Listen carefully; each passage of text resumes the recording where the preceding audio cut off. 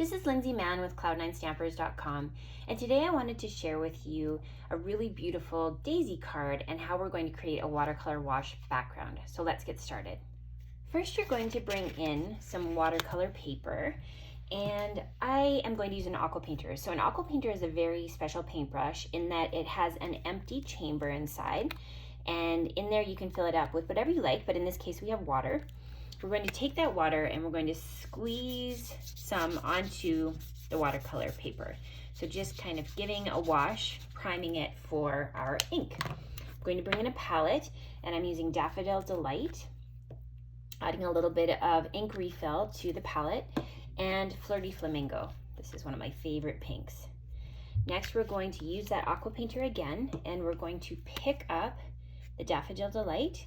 We're going to put a wash over parts of the watercolor paper, dab off your aqua painter, and then pick up the next color. That just helps so the colors don't muddy together.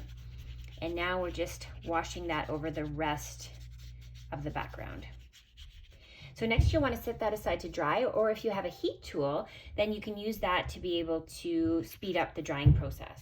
Once it's dry, you can bring in a die cut leaf. I used this die from the Frosted Bouquet Framelits to cut out the leaf. And this is Granny Apple Green, and now I'm going to use my snail adhesive to hold that in place.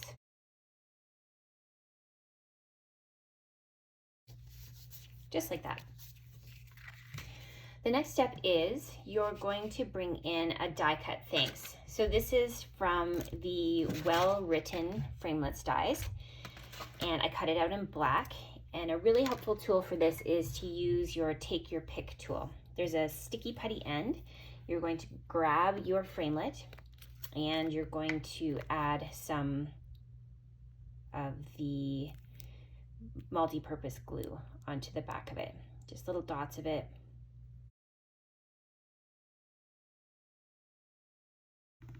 Now you flip it over and you can just go ahead and add that to your card front.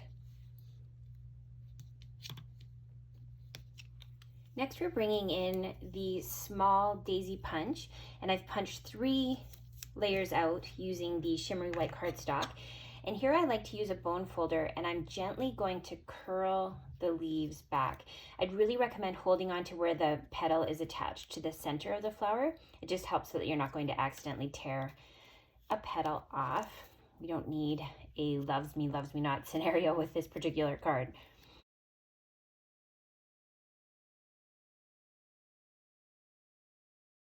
So once you have all 3 layers done, you can use your snail adhesive to layer your flowers and just kind of put them off center so that the petals are filling in the gaps for each other.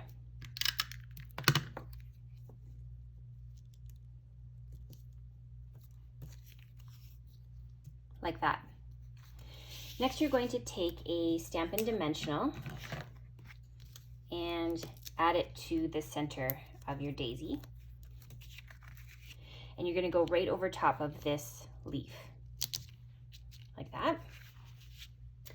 And then we're bringing in the Perennial Essence Floral Centers. These are so amazing. They really give that authentic look of a daisy, and they are self-adhesive. So you just peel the backing off, and then you can stick that into the center.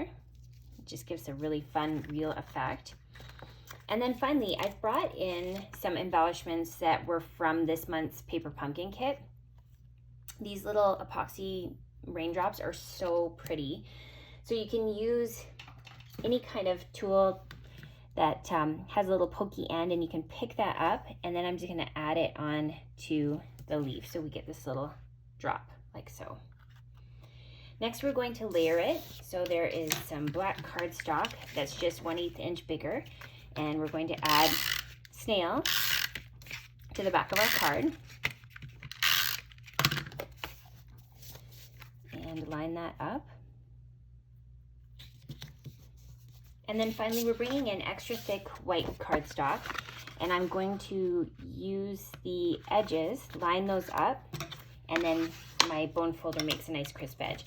I recommend using a Simply Scored tool to add a pre-score mark, and it just helps to make sure that you get no crinkle lines in your crease.